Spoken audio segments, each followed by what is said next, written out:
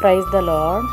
మే 27, 2024 Jesus Christ church వారి అనుదిన వాగ్దాన పరిచర్య.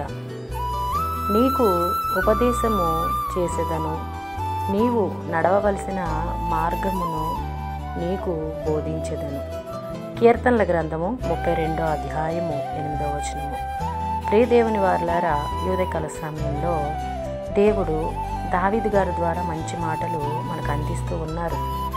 దావీదు గారికి అంటున్నారంట, దావీదు, నీకు ఉపదేశము చేసేవాడను నేను. నువ్వు ఏ మార్గములో నడిస్తే నువ్వు కరెక్ట్గా నడగలవు, నువ్వు ఎలా ఉంటే నువ్వు నా రాజ్యానికి రాగలవు, నువ్వు ఎలా నడుచుకుంటే నువ్వు నన్ను వెంబడించగలవు అని దేవుడు దావీదుతో మాట్లాడుతూ ఉన్నారు.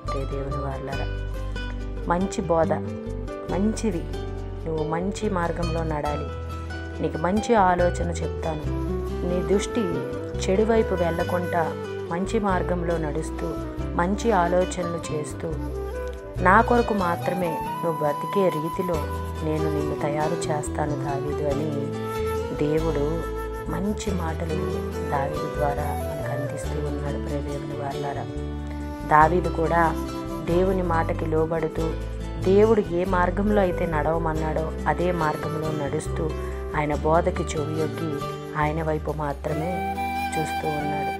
అలాగే వాగ్దానం మనలో, మన కుటుంబాల్లో నెరవేరాలని కోరుకుంటున్న వారు పాస్టర్ శైలేష్ గారు. అందరికీ praise the lord. God bless you. Amen.